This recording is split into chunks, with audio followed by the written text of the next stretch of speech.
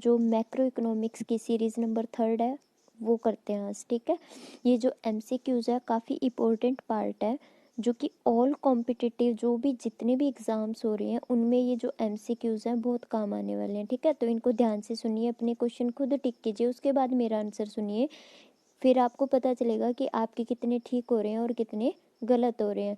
क्योंकि जितने ज़्यादा हम लोग MCQs करते हैं ना, हमारे डाउट उतने ही क्लियर होते हैं और जो भी टॉपिक होता है वो उतना ईजिली हमें अंडरस्टैंड हम उसको कर पाते हैं, ठीक है। तो मेरे चैनल पे काफ़ी वीडियोस बनी हुई हैं थ्योरीज़ के ऊपर, वो आप सुन लीजिए। और ये जो सीरीज़ चल रही है MCQs की उनको ध्यान से करिए, ठीक है। स्टार्ट करते हैं आज का first question. If the marginal propensity to consume is constant the short run which of the following option is correct. देखिए हमारा क्वेश्चन क्या है कि कहते हैं मार्जिनल प्रोपेंसिटी टू कंज्यूम है वो कांस्टेंट है, ठीक है, वो कांस्टेंट है शॉर्ट रन में, विच of the following option is correct. तो उसके अकॉर्डिंग क्या हो सकता है, MPC चेंज होगी, MPC कांस्टेंट होगी, APC कांस्टेंट होगी, या इनमें से कोई नहीं होगा।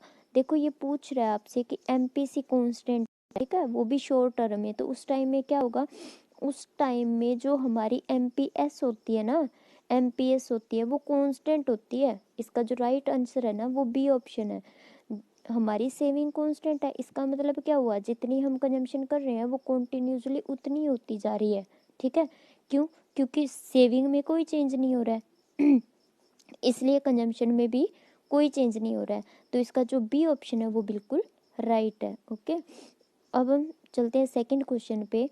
कहते average propensity to consume is equal to, जो हमारी एवरेज प्रोपेंसिटी टू कंज्यूम है वो किसके इक्वल होती है, आपने फॉर्मूला किया हुआ है ना एवरेज प्रोपेंसिटी टू कंज्यूम का, वो होता है C डिवाइड बाय वाई, मतलब इनकम के अकॉर्डिंग कंजम्पशन कितनी हो रही है, ओके।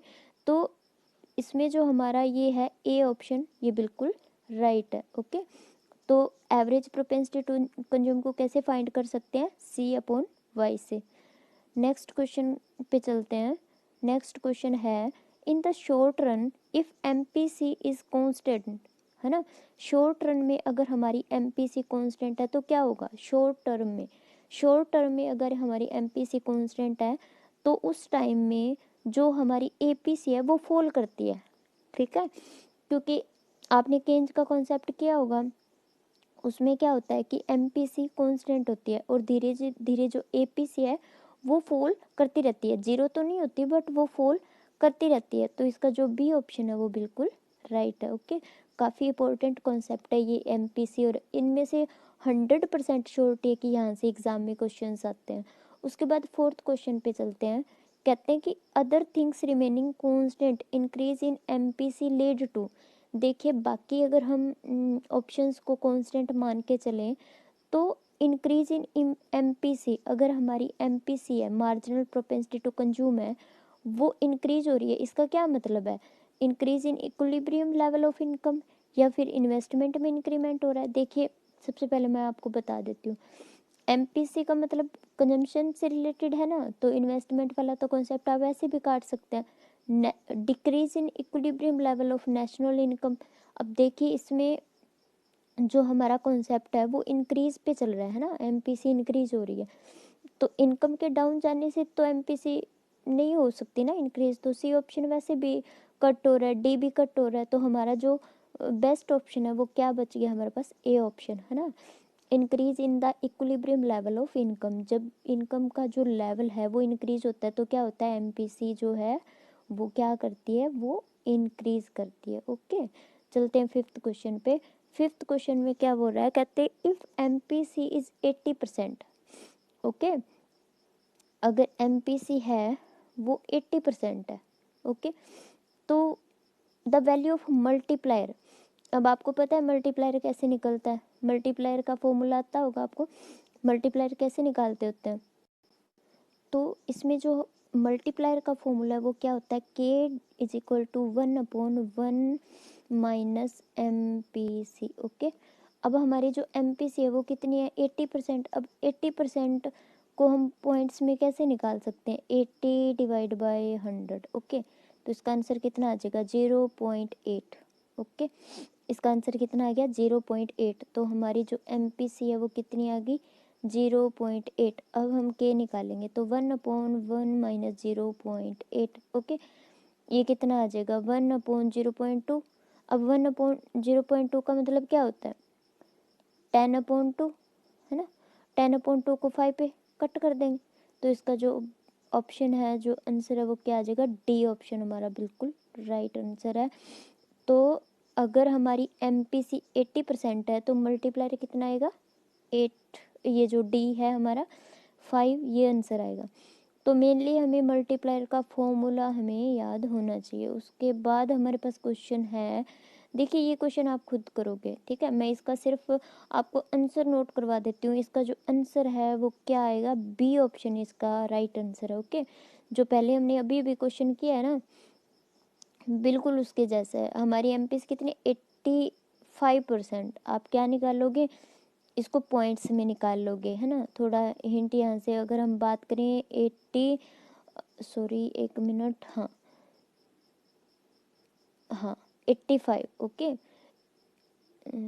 85 डिवाइड बाय 100, तो इसका आंसर 0.85 आएगा ना, जो हमारी MPC है। और इसकी सहायता से आप क्या निकालोगे, अभी मल्टीप्लायर की वैल्यू निकालोगे। तो इसका जो आंसर है वो बी पार्ट जो है वो बिल्कुल राइट आंसर है। उसके बाद हम चलते हैं 7th क्वेश्चन पे। ओके, इसमें जो हमारी MPS है वो कितनी है 30%। पहले MPC हमें गिवन थी, अभी हमारे पास MPS है। ओके, अब हमने क्या करना है, मल्टीप्लायर की वैल्यू निकालनी है। तो जो हमारे पास मल्टीप्लायर का फॉर्मूला होता है ना MPS के अकॉर्डिंग, वो क्या होता है, is equal to 1/MPS। Okay, अभी हमारे पास जो MPC है वो MPS है वो क्या है, परसेंटेज में है, कितनी है 30%, है ना। इसको हम कैसे निकालेंगे, 30 डिवाइड बाई 100, तो ये कितना आंसर आएगा 0.3। ओके, 0.3, तो हम इसमें वैल्यू पुट कर देंगे 1/0.3। ओके, अभी हमारे पास जो आंसर है के इज इक्वल टू 1/0.3 आया था ना आंसर, इसको हम लिख लेंगे 10/3। ओके, इसको जब हम कट करेंगे तो 3.33 कुछ ऐसे चलता जाएगा ये, तो जिसका जो डी ऑप्शन है वो बिल्कुल राइट है। ओके, तो जो हमारे पास गिवन है वो क्या है कि MPS marginal propensity to saving 30% है, और हमें क्या निकालना है, मल्टीप्लायर निकालना है। ओके, चलते हैं नेक्स्ट क्वेश्चन पे। नेक्स्ट क्वेश्चन है हमारा, कहते हैं कि absolute income theory was developed by, ये तो सबको आना चाहिए क्वेश्चन। जो एब्सोल्यूट इनकम थ्योरी है वो किसने दी है, वो दी है JM केन्स ने। काफ़ी इंपॉर्टेंट टॉपिक है, और ये जो थ्योरी है ना बहुत ज़्यादा इंपॉर्टेंट है, इसको आप ध्यान से कर लीजिएगा। JM केन्स ने इसके बारे में, एब्सोल्यूट इनकम थ्योरी के बारे में बताया था, तो ये काफ़ी इंपॉर्टेंट थ्योरी है। उसके बाद देखिए थोड़ा सा यहाँ पे मैं बता देती हूँ, एब्सोल्यूट इनकम का मतलब कि जैसे जैसे इनकम इंक्रीज होती है कंजम्पशन भी इंक्रीज होती है, बट उतनी नहीं होती जितनी इनकम इंक्रीज होती है। ओके, तो ये कॉन्सेप्ट किसने दिया था, JM केन्स ने दिया था। नाउ हमारा जो 9th क्वेश्चन है वो क्या है, the absolute income theory is based on the assumption of, जो एब्सोल्यूट इनकम थ्योरी है उसमें क्या मान के चलते हैं, तो ये केन्स ने दी है, और उसने मानना था कि जो हमारी MPC है वो लेस देन 1 होती है। ओके, इक्वल टू 1 भी नहीं होती और ना ही वो 0 होती है, बट वो क्या होती है, वो 1 से कम होती है।